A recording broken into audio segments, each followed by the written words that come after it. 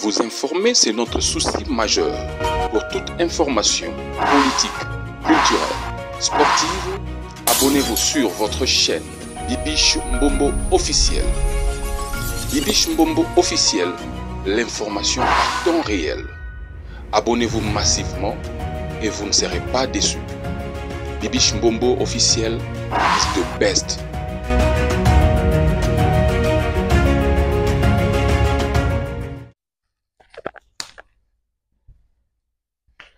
Merci Nabino ba abonné à Bibiche Mbombo officiel. Merci. Na ba like Nabino ba commentaire Nabino. Merci en tout cas. Na support Nabino. Et ça la biso vrai kitoko. Comment Nabino de bozo s'abonner, bo partager, bo continuer na repartager. Bo tala ba vidéo na biso tina suka abiso. Toyela Nabino ba vidéo ya solo, ya ndembité. Ya solo vraiment ça fait mal mes amours. J'espère que bon moni titre wana. L'actualité nous oblige de parler, on n'a pas de choix, tellement les actualités, on a tout informé, ce qui se passe tout autour de nous. Bandeko, non qui passe, et ça n'est pas passé, comme on a surtout ma vidéo, on a chez nous, koko, maman, oyo, bazokima, se réfugier en ville parce que Nini Bitumba ezali. Ma vidéo ça déchire les cœurs, franchement, je vous dis. Ça déchire les cœurs. Biso toza musika, tozo kaka na vidéo, mais c'est vraiment difficile pour na bato oyo bazo vivre en face. Bato baza sur les champs. Yesterday, non, c'était pas yesterday. Semaine passée, excusez-moi. Semaine passée, tout le monde a qui Goma et Kouy, tout le monde a image et tout, discours même, et Salamaki, nommé gouverneur Asika. J'espère que Nachela Kibino ba image on a katia chaîne on. Et Lelo, Goma, et Bukavu plutôt, et Kouy. Ok. Mes amours. Trop banana na image. Ya ba maman o bota la ndenge, qu'est-ce qui se passe? Bota ba maman onde bazokima. Bato o ba peuple o bazokima. Ngelo ke senga mutema pasi ba maman o ya mikolo o na bana. Oh. Oh ro. To bana na ba image wana et puis na robanda na rochela bino vidéo ya discours ya Corneille Nanga après Koko Isagoma. Et Bukavu plutôt. Excusez Goma Bukavu. Na koche la bino discours ya Fachi Béton Bolanda Yepa Zoloba. Trop découvrir en tout cas dans Nabino ensemble. Alors, toko image pe ya tata o à travers na Laurent Désiré Kabila. Bota la place Maramou Banda. Donc kundole la bino ba image moko très important s'il vous plaît o ezo concerné Mboka. S'il vous plaît, installez-vous confortablement dans le mood de l'émission. Botika Makele, les boaka télécommande, concentre-toi, prends quelque chose à boire et puis tout le nono ba image yo et puis on se retrouve tout juste après. Gouverneur P, non j'ai bien image P, gouverneur ya Bukavu Pakati Mbangu Akimi. Gouverneur ya Goma, ya Bukavu pardon. Excusez moi ça Goma Bukavu. Deux heures presque ndenge moko. Gouverneur a Pakati na Mbangu bandeko. Et puis si pasi pe mawakasi na mitema. Alors sans plus tarder to banana on a ba image on a bino ba image abotande bato bazokima et puis dans chat discours ya Corneille Nanga boyoka. Alright.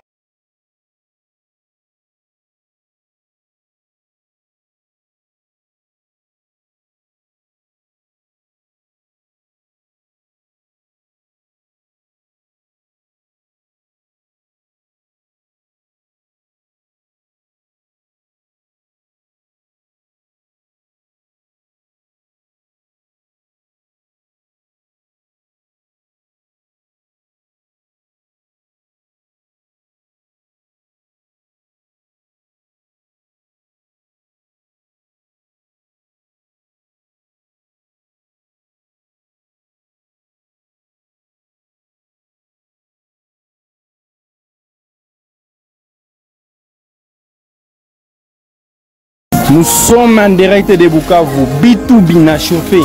Le gouverneur de Bukavu vient de fuir avec une moto. Gouverneur wa Bukavu anakimbia vita, donc vita inakuwa nguvu. Pour l'instant, le M23 il a déjà occupé ville à Bukavu. Le gouverneur de Bukavu vient de fuir. Vraiment, quel pays? Tout comme Congo gani tout pour moi. Vitu vinachauffé. Vitu vinachauffé kabisa. Pame yote naisha. Hapa ni pame ya Bukavu. Yote naisha. Pame ya Bukavu kule vile na angalia. Masasi ziko nalia me watu waogope. Ona pame ya Bukavu. Masasi ziko nalia me watu wa Hapa ni mupame Bukavu. Piage iko trop sana. Pame hii hapa Bukavu. Batu biko na pie manake umusikie tu. Pame yote naisha. Hapa ni pame ya Bukavu. Yote naisha. Pame ya Bukavu kule vile na angalia. Masasi ziko nalia me watu waogope. Ona pame ya Bukavu. Masasi ziko nalia me watu wa Hapa ni mupame Bukavu. Piage iko trop sana. Pame hii hapa Bukavu. Batu biko na pie manake umusikie tu. Nilichunga baba yake na South Africa. Nilimwambia nani alinipeleka mimi na Rwanda na 2013 na 2012 haiko Tshisekedi le peke. Nilimwambia buseme ukweli, msifiche wa Kongomani bila wadanganya. Tshisekedi tulikuwa tumika naye na M23. Bujue ile kitu. Alituita Kinshasa, tulifanya 14 mois. Anatukulisha mzuri sana kuwashinda bote niki sibuku hapo. Sasa wewe na kiwanja huko unasema il nous a appelé Kinshasa 14 mois. Ba video iko. Gari ya mzuri, communication chaque jour. Wakati tulikuwa na pori, sisi tulikuwa naye. Tulikuwa tumika naye. Tulisikilizanaka kama Kabila atafanya 3e mandat, si bote tutampiga. Si tutampiga. Tshisekedi anasema ni enjo butakomoa Kongo, ni enjo M23. Anaenda anakamata pouvoir, anatugeuka tena sisi ndio tunakuwa tena ba étranger ba Rwanda. Un président kama nasema kitu saa na 8h. Na 12h anaenda kula imbwa, ale anasabu maneno. Okay, tunasema hivi. Kongo gisi iko naenda. Biko na batia chuki. Bouchoukiane. Mais, celui-là n'est pas congolais. Congolais père de père et de mère. Même la constitution, les Congolais ne savent même pas lire la constitution. Mais qu'est-ce que dit la constitution qui est la loi suprême du pays? Qui est congolais et qui ne l'est pas? Bah, c'est ma nationalité mbili, mutawezi kuwa nayo. Tous nos politiciens, commencez par Tshisekedi. Ils ont des nationalités belges. Bah, c'est ma boulaye. Na mana kudanganya, mtoto wako yende masomo, na wewe unaitika sema mtoto wangu anaikala. Aïe aïe aïe. Mon peuple périt par manque de connaissance. Les jours vous allez comprendre les politiciens congolais, ils sont là pour leur vendre. Utasemaka tusichukiane, tupendane. Comment tu dis que celui-là n'est pas congolais, qui est congolais meilleur par rapport à quoi? Tout qu'on a 4 grands groupes ethniques dans le Congo. Les Bantous, les Soudanais, les Soudanais de tous les Bakakwa, Baloubara, Bazande, sont des Soudanais. On accepte ça, sont des Soudanais. Les Nilotiques, c'est là où ça pose problème au Congo. On doit se dire la vérité. Les Congolais, ils pensent que si tu es Bantou, c'est donc Boudomoniya. Ou le Toraka Wapinawe. Est-ce qu'on dit maintenant intellectuellement? Si est bon, tu n'as qu'à couler auprès de lac Tchad. Il y a des intellectuels ici. Les Nilotiques, nous avons les Tutsis. Déjà, par rapport à la première question, vous devez savoir que ce n'est pas une question d'ego, une question d'orgueil ou d'arrogance lorsque nous refusons de parler directement avec le M23. D'abord, la première raison, c'est parce que le M23 a massacré des populations et a bombardé des camps de déplacés où il y avait des femmes et des enfants. Ils ont été massacrés. Donc pour nous, c'est un mouvement terroriste. et on ne négocie pas, on ne discute pas avec les terroristes. La deuxième raison, c'est parce qu'il y a le processus de Nairobi. Le processus de Nairobi règle la question des groupes armés. Et donc, le M23 étant un groupe armé, il est logé à la même enseigne que tous les autres groupes armés évoluant en République démocratique du Congo, et il doit avoir le même traitement, donc il doit rentrer dans ce cadre. La troisième raison, c'est parce que le M23 est un mouvement, j'allais dire, qui est vide de contenu. C'est en fait un supplétif du Rwanda. Le M23 est une sorte de paravent que le Rwanda met, mais en réalité, derrière, c'est l'armée rwandaise et donc le Rwanda qui se bat. La preuve de ce que je dis, c'est que dans le processus de Luanda en Angola, nous avons discuté avec le Rwanda. Si le Rwanda n'avait rien à voir dans ce conflit, pourquoi est-ce qu'il répondait aux invitations du facilitateur pour discuter avec la République démocratique du Congo? Donc vous comprenez que c'est le Rwanda qui se cache derrière et qui envoie un mouvement dit de Congolais qui vont venir à la table des négociations pour parler des intérêts du Rwanda. Alors, autant, nous disons, autant discuter avec le parrain lui-même pour qu'il nous dise c'est quoi ses intérêts, au lieu de perdre notre temps et notre dignité à discuter avec un paravent. Donc voilà la raison pour laquelle nous le disons. Et quand vous dites que ça ne va pas faire avancer, mais si ça va faire avancer la paix, parce que comme je vous l'ai dit, le processus de Nairobi est là, et le processus de Nairobi était justement inspiré pour régler la problématique des groupes armés. Séjour au peuple congolais, à nos frères africains et à la communauté internationale. Appel à l'unité nationale pour la stabilité de la République démocratique du Congo. Mû par la volonté de sauver la nation en danger et de restaurer la dignité du Congolais, la République démocratique du Congo en tant qu'État. Animé par la volonté du vivre ensemble, de l'unité et de la cohésion nationale, et d'en finir définitivement avec l'insécurité généralisée, les tueries et les massacres massifs des populations, ainsi que les génocides, les idéologies génocidaires véhiculées par les forces négatives alliées au régime de Kinshasa, avec comme conséquence des déplacés congolais et réfugiés, principalement dans la partie orientale du pays. Convaincus que les statuts et le bien-être du Congo ne dépendent que des Congolais eux-mêmes et pas d'autres, considérant que la problématique de l'insécurité et l'instabilité consécutive à la faiblesse, sinon à l'absence de l'État, dure depuis plus de 3 décennies sans aucune solution durable. Considérant les déficits de gouvernance des institutions nationales et leur incapacité à restaurer l'autorité de l'État sur l'ensemble du territoire national et rassurer nos populations, entendu qu'il est malheureusement établi que le régime actuel de Kinshasa a instauré plutôt un mode de gouvernance des antivaleurs telles que la corruption, le détournement des deniers publics, la spoliation des biens publics et privés, le tribalisme, la discrimination, les mensonges, la chasse à l'homme, l'instrumentalisation des institutions de la justice et des services d'État, la manipulation tribalisée de la justice, les arrestations arbitraires, les assassinats, les crimes économiques, la glottophobie et l'exclusion ainsi que la division et l'appauvrissement de la population. Vu que le régime de Kinshasa a fait le choix délibéré de sous-traiter la sécurité nationale en utilisant la guerre comme fonds de commerce, sacrifiant les forces armées de la République démocratique du Congo au profit des mercenaires étrangers et des forces négatives qui écument l'est du pays, y sèmant mort et désolation.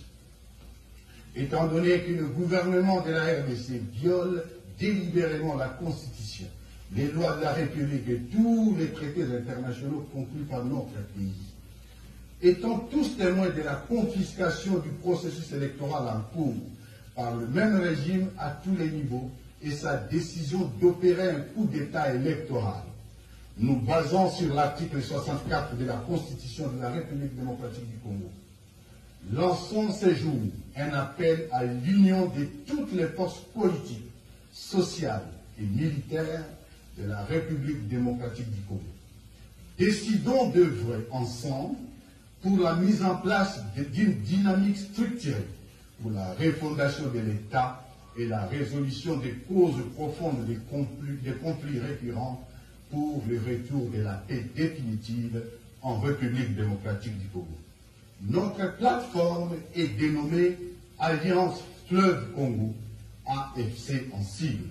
Oh là là, j'espère que on a bien notre lundi vraiment ma vidéo sur la chaîne bino mes amours et puis ça na passi na mawa surtout ma vidéo on a banti ko tena bébé wana comment na ba mama mikolo bana mike bazo tambola bazo ke ndoko luka refuge et na lundi discours il y a président Félix Alobi pourquoi négociation na ba M23 et on loro avant ko loba faut ko lobango koyeba ba cause nango faut koyeba eloko information très bien pour vidéo li boso na chela kibino oh na bande ko ba que non président Félix alukaka kimia to kopé pour nga ko na ba M23 na ba ko luka no kimete parce que soki muto zo koma na niveau ya ko boma ya ko bombarder azali terroriste ba terroriste.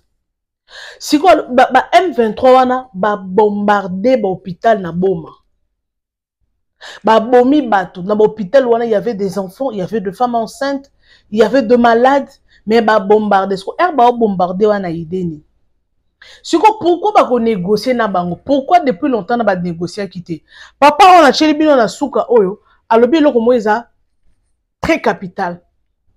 Alors pourquoi ba ville nyonso wana ba province nyonso wana ba Ituri ba soki nini ba Minembe ba nini pourquoi ba zora nyonso wana te ba kamaka na Bukavu na Goma parce que ba yebi eloko eza na Bukavu na Goma ya onzamba sunga ka mboka na biso hein nzamba sunga ce que ba M23 oh il y a personne qui peut leur stopper si ko fachi asoba ko déclencher bitumba pona nini pozo banga population eko sala nini population eko sala en fait population eko kufa parce que na monaki Corneille Nanga na monaki azo sala na monaki na ba prêtre catholique ba prêtre bazo soutenir ye non ki bat balobi ba okena ba église catholique ba ke ça désordre ba ke ne ko buka pourquoi ba prêtre bazo soutenir Corneille Nanga parce que Corneille Nanga yende aza basangana ba rebelle. Donc si je comprends bien M23 na Corneille Nanga na JKK basa together nde président yimo ka confirmer na munoko na ye. Alors makambo yo nzamba sunge pesa kimia. Botala ta ba petit peuple. Bato bazo kufa lokola ba nyama. Na tshela bino image la fois passée ba kangisi bato mo so ba Thompson. Ba tchango na ba bengo na ba rama ba Thompson ne ba kangama ba Thompson e kangama kawana nde ram nde en fait nde bato ba kangami lokola ba Thompson ba tebele ba kufi wana image ya Goma so ba bando kufa tika ça fait mal parce que lelo yo zu ata grâce au melima ya malilo kiti motema tu n'as pas de problème tu n'as pas de stress mais il y a des gens là-bas à Goma ero mitema zo pasuka ba perdre bana ba perdre mibali ba perdre ba famille ba être cher na bango ba perdre pour la nini kimia ezokota na mboka te sko finalement qu'est-ce qu'on fera parce que quand on est nanga yo na pe kutu azo continuer ka ko saka ba discours mouvement na ye alliance ceux qui des cités de fleuve ceux qui ba bloko nini wana ye po na ye akotsa kimia na mboka abongisa makam et moi ce qui peut akotisi kimia na mboka wana ti yo makambo yo nzamba sunga kaka soka ba ko déclarer bitumbango ba ko déclencher ngo bitumbango e bandaka mbala mo po mambo esila parce que biso nde to ba victime peuple congolais petit peuple nde sa victime petit peuple azo kufa to mais botana be image na chebino ya ba mama oyo ba image ba kufi na ba hôpital na tcheka on la fois passer na émission tala bato ba bombarder hôpital ka dans le vide. dans le vide. Image moi la fois passée à mon aki na TikTok, j'espère que na chila ki binongo na chaîne oyo. Oh garçon mo ba M23 ba betie masasi en plein moyo pour na nyabi ke nonga na za congolais na kokufa congolais nde na za alba ke loko mo ba betie masasi muto ko simba azati. Ay comme ba niveau bitumba o. Ya au pouvoir eza bien, politique eza bien, pouvoir eza bien, mais ce ko ere yindaka ere yinda bomoni gouverneur ya ville ya Bukavu ye moko mwela akimi yango moni bakonzi mingi bana bango bazalaka na mboka libanda bazalaka na poto bakimisa bango ka na poto po soki lelo eyindi ta gouverneur okima na moto siko soki atali bana atali mwasi omona ke non charge mo bakima bango nyonso ezate peut-être pe mwasi aza soki wa po so babi ke non oyo mwasi ya gouverneur bako bomaye bako sale mabe. Mais tala lelo o gouverneur a zui moto mwela gouverneur kimina a batela nzoto na atiki les pouvoirs nzambi soko so ba gouverneur ya Goma kutu déjà colonel wana nani akufa ki déjà lelo soko gouverneur ya on l'appelle comment ya Goma ye wana zui moto apakati mbangu akena ye aliene déjà ana mbongo ne déjà akimina ke luka place mo ya refuge. Au pouvoir, ils ont bien, liaka. Mais il y a pas que yindelio lelo, Luka moya okima. Non qui babi famille présidentielle nyonso, ba voyager, ba kepoto. C'est normal, il faut pas qu'il pour lelo soke yindi boy. Et là liboso il faut pas protéger non. Moi si na bana baza non musika ya mboka. Pour lelo soke yindi boy, ya kozwa ne bateau akati sinzela mai pop akenai. Moi si na bana baza tchana poto baza protéger kuna. Muto kokufa nde petit peuple ndako kokufa na ba soldat ba sundoli bino mokozi mwela mais to souhaiter que ezala bongo parce que c'est notre pays, nous avons besoin de la paix. Toi na posa kimia na mboka na biso ba konza mboka bo pesa biso kimia ba pasteur bana nzambe mutu mona commenter na bito sambela pona mboka ya bisinga mama bishiti kama mbwana mboka on to sambela combien de fois biso to toko faka kosambela pona mboka bato mosusu nde baliaka mbongo ya mboka tika biso to fan na kimia pardon mutu moko atie na commentaire mais on doit toujours le faire nzamba asunga mboka po soki lelo bitumbe koti na mboka wana yo zo lobana papa na ngai yebake yo moko ndongoza surtout biso bato toza libanda loba soko za na kine mais soko za libanda mboka oyebike tu as une famille là-bas. Soko yoki ke non famille na yo ba M23 ba kotelaki bango ba yibi soit ba bomi au sepelate ceux qui posent na kin ceux qui bitumbane comme na kin au sepelate parce que non éco pénaliser makamyo so opération kozalate en fait elo activité kozalate j'allais dire activité ta mori kozalate parce que eza ville morte talaka 2 jours awa ba piaki a ville morte talande niveau ba piaki donc kino azana kanda moko ya kosakana te o babenga méchant ya mabe kino ana kanda ya makasi poso raisonner no bampiaka azo raisonner no musale zate azo raisonner ba mambo belé et belé à la fois mais sora le betalaka ba kuta na occasion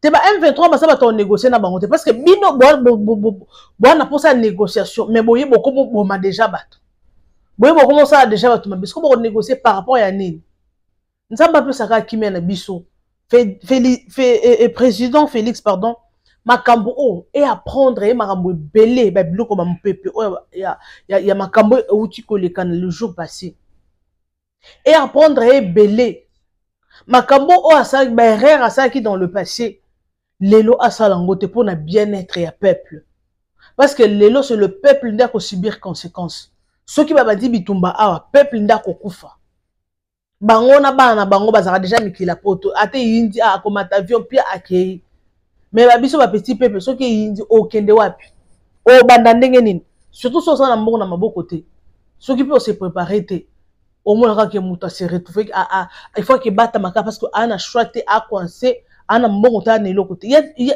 y a des gens comme ça aolia na taux du jour ceux qui les lo alliés peut-être lobby a oliate donc ce ka bimi aye akangisi mbongo lelo aleka bongo siko soki bitumbe koti soki ka pauvreté ezo continuer kaka na ezo continuer kaka na kozala banende ba osaba victime banani ce sont le peuple bopesa biso kimia papa oyo a bien travaillé na musée Laurent Désiré Kabila a travaillé na ebele il connaît pourquoi ayebi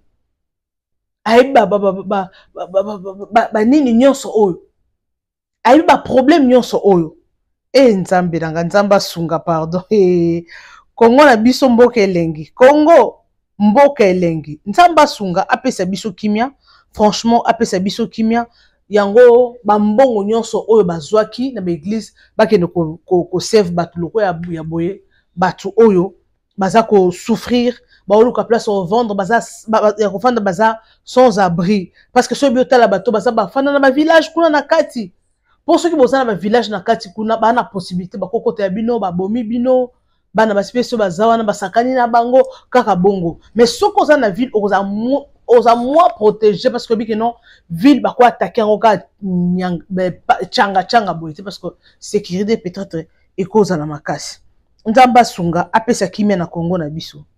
It's not easy. Et ça vraiment easy te kozala mokonzi. Et ça easy te donc tu dois travailler, il faut satisfaire le peuple congolais. Il faut satisfaire ba travailleurs na yo. Il faut satisfaire congolais surtout sur sa président. Congolais tongo pour kaza ko lelaka dollar et mati. Nathalie Bano ya ba rappeur, ba obi ba mikolo. Bazo yemba bi dollar et mati, dollar ezaki soki na combien? Le combien na combien? Dollar et mataka kase ko matabandi. Les dollars montent kaka se ko monter. Ezo mataka, ezo matabilo cher. Sur on a choix tu dois te battre. Quand mikolo ne mbongo komi pasibo. Mikolo mbongo mbongo ezo mona na te. Nzamba sunga pesa Congo kimia. Jésus-Christ donne la paix dans notre pays. Nzambe to sambe ba pasteur bobuka mabolongo na se. Quand ne basuki na goma wana, basuka ka na goma wana, ba pousa na kinte. Po soki ba pousa ni ekozala somo. Mabe ekozala. Batu bakokufa. Congolais, bo soutenir président na biso. Bo soutenir rien. Oui, c'est bien. Mabe azazo. Bibi Chilongo kuna. Yozo kotela ka Chilombo. Yozo kichulo basali boye. Azana mabe azo sala boye. Azana mabe. Oui, asali suko déjà mabe. Ok, ce que solution ezani. Eza lo wa muto kote libino na ndakuti. Aye akuti ona ndegono peut-être bolubana ka te bien ndegono asala mabe. Suko soki boyiba ye azo attaquer, azo détruire ndegono na misu na yo. Okotika ndegono akufa. Tokotika mabe yela ye. Yo zawana tu ne peux pas défendre parce que yo na ndegono boso la raté. Te olungo défendre na ndego na yo. Après ce que mon toit n'a comme ça, ce qui il s'agit bozonga na rando, bozonga ni rando. Ce qui s'agit bo solo là, parce que bo soit solution. Bo soit solution. Bo soit solution. Parce qu'il y a d'autres choses, on doit le traiter entre nous. Ce qui déjà va commis d'accord boma M23 ailleurs vraiment na makanisa ko boma. Bon s'organiser, ba soldat nyo so bazana ba faire dessin na biso wana. Bon motiver bango. Parce que ba avancer, ba commis na goma. Ce qui ba lobi ta ba M23 et na mata M23 pardon. Ba soldat na biso nyo so wana, bo baxer bon ta salaire ka ta prime. Il y a $500, c'est là à 500 na prime, peut-être il y a $100, $50. Bako bunda te bako yandu ka bako bunda na ba M23 na machette. Mais ceux qui sont dans le bi à talaboy, salaire n'est comme ça, $90, na prime il y a $10. Wow. Wow. Comme na kino $90 au ça na ngoni. Sur sa jeune fille. Au ça na ngoni. Au moins que non, soit on a dépense, non, $100, peut-être sauf à $50, pour s'organiser, moi $20, $30, bilo quoi donc, mais c'est pas beaucoup d'argent. C'est pas beaucoup d'argent, mais salaire ya soldat ou à Kendaka, à Kekobunda. Ça fait mal. Ça fait vraiment mal. Zamba Soura Kongo na biso. Merci beaucoup en tout cas. Je suis pratiquement à la fin. Merci pour vos likes, vos suggestions, vos remarques. Et tout ça, là, ce que toi avancez, zo pesa biso le sous makasi. Ngou yako sale la bino musala. Merci énormément. Partagez nos vidéos, aimez et commentez, sans oublier la cloche de notification. En tout cas, moi, Bibi Mbombo, je vous retrouve next time avec un nouveau numéro de votre émission Bibi Mbombo. Ok, merci beaucoup. Vous informer, c'est notre souci majeur. Pour toute information politique, culturelle, sportive, abonnez-vous sur votre chaîne Bibi Mbombo officiel. Bibi Mbombo officiel, l'information en temps réel. Abonnez-vous massivement et vous ne serez pas déçus. Bibi Mbombo officiel is the best.